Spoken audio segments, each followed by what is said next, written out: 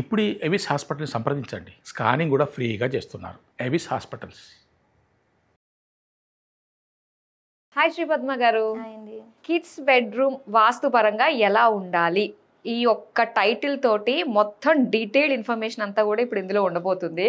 So ముఖ్యంగా అయితే వాస్తు పరంగా ఏ డైరెక్షన్లో కిడ్స్ బెడ్రూమ్ ఉండాలంటారు? అసలు పిల్లల బెడ్రూమ్ అనేటువంటిది సామాన్యంగా వెస్ట్ పడమరలో కానీ లేకపోతే వాయువ్యం స్థానంలో కానీ, ఈ రెండు స్థానాలు పిల్లల బెడ్రూమ్లకి చాలా మంచిది.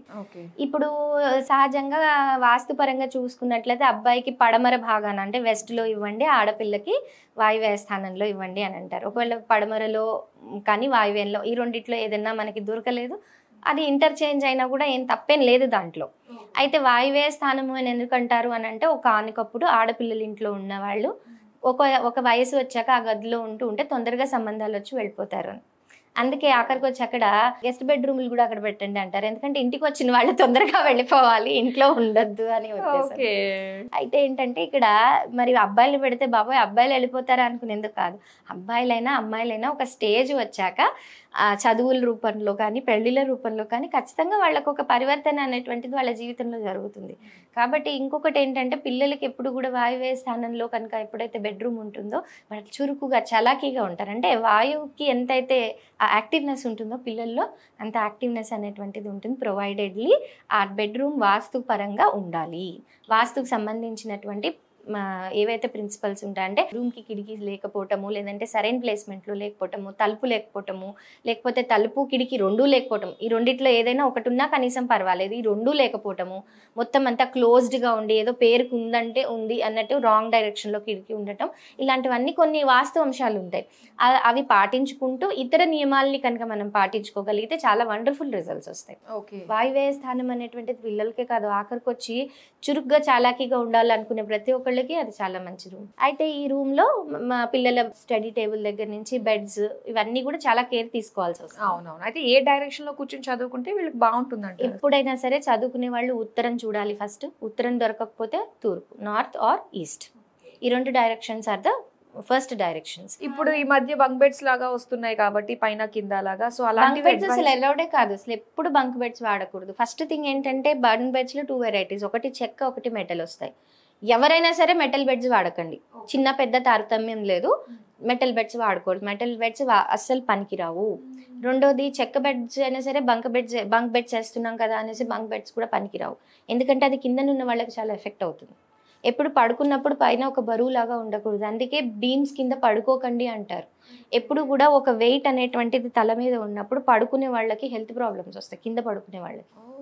ఇది గుర్తుపెట్టుకోండి. ఎప్పుడు అలా సందుల్లో పడుకోవటము, 2 గుమ్మాల మధ్యలో పడుకోవటము ఇలాంటివి చేయకూడదు. కాబట్టి బంక్ బెడ్స్ అనేటువంటిది కుదరదు. అయితే పిల్లలు కదా, వాళ్ళకి కార్ షేప్ ఉన్న బెడ్లు, ఫ్లవర్ షేప్ ఉన్న బెడ్లు ఇలాంటివి చాలా ఇష్టపడుతుంటారు. ఏదేమైనా కొద్దో గొప్ప స్క్వేర్ ఆర్ రెక్టాంగిల్ షేప్లో ఉండేటువంటి షేప్స్ని ఎంచుకోగలిగితే బెటర్. బేసిక్ బెడ్ని పైన మీరు ఏదైనా డిజైనింగ్ చేయించుకోండి, అది వేరే విషయం. ఇకపోతే కలర్స్ విషయానికి వస్తే ఆ బెడ్కి ఎప్పుడు కూడా wooden colours are the best. Natural shades of wood ఏదైనా బెస్టే. ఇక మా కార్ అంటే రెడ్ కలర్ కారు పెట్టాలి కదా, వాయువేర్లో పనికిరాదు, దానివల్ల ఇంటి యజమాని ఎఫెక్ట్ అవుతారు. అక్కడ రెడ్ ఎక్కువ వాడటం వల్ల ఇంటి యజమాని ఎఫెక్ట్ అవుతారు. వైట్ వాడుకోండి. మూన్ ఆ వాయువ్య స్థానంలో వాయుదేవుడికే కాకుండా చంద్రుడు కూడా ఆధిపత్యం ఉంటుంది. అంటే వైట్ ఎక్కువగా అక్కడ వాడగలిగితే చాలా మంచి రిజల్ట్స్ అనేటువంటిది వస్తుంది. అలాగే వెస్ట్ వాల్ ఏదైనా బాగా పెద్దగా ఉంది, మీరు డార్క్ కలర్సే మేము వాడాలనుకుంటున్నాము అంటే డార్క్ బ్లూని అక్కడ ఒక్క ప్లేస్లో వాడచ్చు. ఆ ఒక్క వాల్కి ఇవ్వచ్చు. కానీ దాని మీద మళ్ళీ ఇంకేదైనా, ఇప్పుడు వెస్ట్ ఆఫ్ నార్త్ వెస్ట్లో కనుక వాళ్ళ అచీవ్మెంట్స్ ఏదైనా వాళ్ళు అచీవ్ చేయాలనుకుంటున్నారు, ఒక కొటేషన్స్ లాగా అలాంటివి కూడా పెట్టుకోవచ్చు. అలాగే వాళ్ళ బెడ్స్ వెనకాల ఒక స్ట్రాంగ్ వాల్ ఉండాలి. అలా ఆ వాల్ మీద వాళ్ళ ఈస్ట్ వాల్, ఇప్పుడు ఈస్ట్ వైపు తల పెట్టుకుని పడుకున్నారనుకోండి పిల్లలు, చాలా మంచిది. ఈస్ట్ వైపు తల పెట్టుకుని పడుకునే విధంగా కానీ పెట్టచ్చు. సౌత్ కూడా ఉండొచ్చు. కానీ పిల్లలు చదువుకునే వాళ్ళు, జ్ఞానాన్ని ఆర్జించాలి అనుకునే వాళ్ళు, పిల్లలే కాదు జ్ఞానంతో కూడుకున్న ప్రొఫెషన్ చేసే వాళ్ళు ఎవరైనా సరే ఈస్ట్లో తల పెట్టుకుంటే చాలా మంచిది. అలా పడుకున్నప్పుడు వెనకాల ఒక స్ట్రాంగ్ గోడ ఉండాలి. ఆ గోడ మీద ఫ్యామిలీ ఫొటోస్, చక్కగా ఉన్నటువంటి నవ్వుతూ ఉన్నటువంటి ఫొటోస్ ఈస్ట్ వాల్ మీద పెట్టుకోవటం వల్ల పిల్లలకి ఫ్యామిలీ సపోర్ట్ మంచిగా ఉంటుంది. వాళ్ళకి డిప్రెషన్స్ లేకపోతే పిరికితనము ఇలాంటివన్నీ రావు. కాబట్టి వాళ్ళు స్ట్రాంగ్గా ఉంటారు. అలాగే వాళ్ళు ఒకవేళ వాళ్ళు మొత్తం రూమ్లో నైరుతి స్థానంలో కనుక మనము వాళ్ళకి స్టడీ టేబుల్ వేసాము బై డిఫాల్ట్, అక్కడ మంచం మనకు కుదరలేదు, ఈస్ట్లో మనకి ప్లేస్ లేదు కాబట్టి అవి బరువుగా ఉన్నాయి, ఇలాంటి ఉద్దేశాలు ఉన్నప్పుడు నైరుతిలో ఒకవేళ వేసినా వాళ్ళు మళ్ళీ ఈస్ట్ కానీ నార్త్ కానీ చూడాలి. ఓకే. ఇది మాత్రం గుర్తుపెట్టుకోండి. చదివేటప్పుడు ఫస్ట్ ప్రిఫరెన్స్ నార్త్కి, సెకండ్ ప్రిఫరెన్స్ ఈస్ట్కి. నార్త్కి ఎందుకు? నార్త్ డైరెక్షన్ హెల్త్ ఇస్తుంది పిల్లలకి, ఎవరికైనా సరే ఫస్ట్ హెల్తీగా ఉన్న పిల్లలే మెంటలీ కూడా యాక్టివ్ ఉంటారు. అలాగే పిల్లల రూముల్లో పిల్లలకి ఇష్టం కదా అని జంతు బొమ్మలు వేస్తారు. జంతువులు అదేంటి వైల్డ్ లైఫ్కి సంబంధించిన బొమ్మలు, కార్టూన్స్ కూడా ఆఖరికి వచ్చి అవి వేయకూడదు.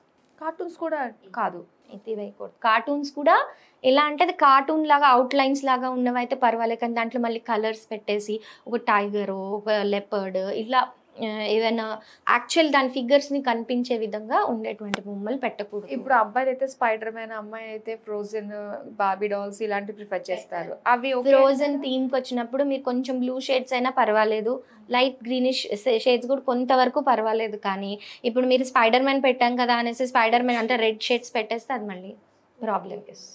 షేడ్స్ ఆర్ వెరీ ఇంపార్టెంట్, అది చాలా ఇంపాక్ట్ చూపిస్తుంది లైఫ్లో.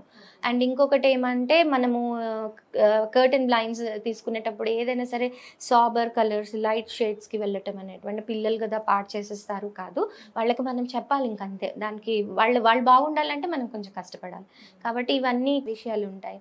అలాగే వాళ్ళు ఎప్పుడైనా సరే చదువుకునేటప్పుడు కూడా ఆఖరికి వచ్చి పైన బెడ్ ఉండి కిందన స్టడీ టేబుల్స్ ఉంటున్నాయి, అలాంటివి కూడా పనికిరావు. అసలు వాళ్ళ కింద కూర్చుని పైన ఉందంటే మళ్ళీ వాళ్ళకి ఆ వెయిట్ అనేటువంటిది వాళ్ళకి వస్తుంది. సో స్టడీ అంటే అన్రెస్ట్ అవ్వటం. అలాగే చాలా మందికి డైనోసార్స్ అంటే ఇష్టం ఉంటాయి పిల్లలకి, చాలా డైనోసార్స్ టాయ్స్ అక్కడ కలెక్షన్. ఆ కలెక్షన్ వాళ్ళ రూమ్లోనే పెట్టుకుని పడుకోవాలి, నాకు ఇది టాయ్ కావాలంటే కావాలి అని అంటారు. సో ఆ పిల్లలకి ఏంటంటే పడుకునే వరకు వాళ్ళని ఆపటం కోసం అని పెట్టిన తర్వాత మనం అది తీసేసి కనిపించకుండా దాన్ని ఏదైనా కవర్ చేసేయాలి. ఎక్కువగా అది ఉంటే ఏమవుతుందంటే రూమ్లో అవి ఉండటం వల్ల వాళ్ళ మైండ్ అంతా డిస్టర్బ్డ్ అయిపోతూ ఉంటుంది, దాని మీద వెళ్ళిపోతూ ఉంటుంది. సో మనం అది ఎలా ప్లేస్మెంట్ చేస్తాము అనే దాని మీద కూడా పిల్లలు హైపర్ యాక్టివ్ ఉండటము, యాక్టివ్ కూడా కదా హైపర్ యాక్టివ్ ఉండటము, ఇవన్నీ కూడా మనకి చూడగలుగుతాం అన్నమాట. సో అలాగే పిల్లల యొక్క నార్త్ ఈస్ట్లో అద్దాన్ని పెట్టాలి. మళ్ళీ వాళ్ళు పడుకునేటువంటి బెడ్ కానీ వాళ్ళ బాడీ పార్ట్స్ కానీ అద్దంలో కనిపించకూడదు. నార్త్ ఈస్ట్లో కనుక మనం చక్కగా మనము ఒక నార్త్ వాల్ మీద ఈస్ట్ వాల్ మీద కనుక ఈస్ట్ నార్త్ వాల్ మీద పెట్టగలిగితే అద్దం, చక్కగా మంచి అద్దము మోకాళ్ళ హైట్కి ఉండాలి, మళ్ళీ కిందకు ఉండకూడదు. ఆ హైట్కి మనం పెట్టగలిగితే వాళ్ళకి చక్కటి పేరు కూడా వస్తుంది స్కూల్లో. ఫుల్ ఎందుకు ఉండకూడదు అంటారు? కాళ్ళు కనిపించకూడదు. ఎప్పుడు మిర్రర్లో మొత్తం మిర్రర్ పెట్టినప్పుడు మోకాళ్ళ వరకే కనిపించాలి. కాళ్ళు కనిపిస్తే ఏమవుతుంది, మనం మోపులు కొడతారు, చీపుళ్ళు వేస్తారు, దుమ్ము ధూళి ఇవన్నీ కూడా అద్దం ఏంటి ఒక క్వాలిటీ ఏంటి, అది ఏది చూస్తుందో అది రిఫ్లెక్ట్ చేస్తుంది. పాజిటివ్ చూస్తే పాజిటివ్ రిఫ్లెక్ట్ చేస్తుంది, నెగిటివ్ చూస్తే నెగిటివ్ రిఫ్లెక్ట్ చేస్తుంది. అంతే కదా. ఇప్పుడు మీరు నవ్వుతూ చూసారు అద్దాన్ని, అదే కనిపిస్తుంది, ఏడుస్తూ చూసారు అదే కనిపిస్తుంది. అంటే ఇల్లు అశుభ్రత అనేటువంటిది ఎక్కువ కూడా కింద నుంచి ఎక్కువ కనిపిస్తుంది. అదేంటంటే ఇప్పుడు ఆర్కిటెక్ట్స్ కూడా ఏం చేస్తారు, అద్దాలని వాడతారు. షాప్స్ అవి ఉంటాయి, కాళ్ళకి అద్దాలు పెడతారు కిందన. ఎందుకు? అది ఎన్హాన్స్మెంట్ చేస్తుంది. మనం ఆఖరికి వచ్చి ట్రయల్ రూమ్స్లో వెళ్ళినప్పుడు మొత్తం అద్దాలు పెడతారు. అది ఏమవుతుంది, అద్దం పెట్టేసరికి ఆ బ్యూటీ అనేటువంటిది మనకు అబ్బా ఎంత బాగుందో అనేటువంటి ఫీలింగ్లో అటు ఇటు చూసుకుంటూ ఉంటాం, కాన్సెప్ట్ని మర్చిపోతాం, భ్రమ అనేటువంటిది కల్పిస్తుంది. సో ఇలా అద్దానికి సంబంధించి చాలా క్వాలిటీస్ ఉంటాయి. అద్దం అనేటువంటిది చాలా జాగ్రత్తగా వాడాలి, అది పిల్లల రూమ్లో ఇంకా జాగ్రత్తగా వాడాలి. సో అద్దం అనేటువంటిది మన ఒక హైట్స్కి కూడా తీసుకెళ్ళిపోగలదు ఒక అద్దం. అదే మళ్ళీ మనని ప్రాబ్లమ్స్ కూడా క్రియేట్ చేయగలదు. ఇదేదో చాలా ఇంట్రెస్టింగ్గా ఉందండి. అద్దం గురించి అయితే డీటెయిల్గా ఒక టాపిక్కే చేయాల్సిందే తప్పకుండా. సో మొత్తం మీద అయితే కిడ్స్ బెడ్రూమ్కి సంబంధించి డూస్ డోంట్స్ అన్నీ కూడా చాలా చక్కగా తెలియజేసినందుకు థ్యాంక్ యూ సో మచ్.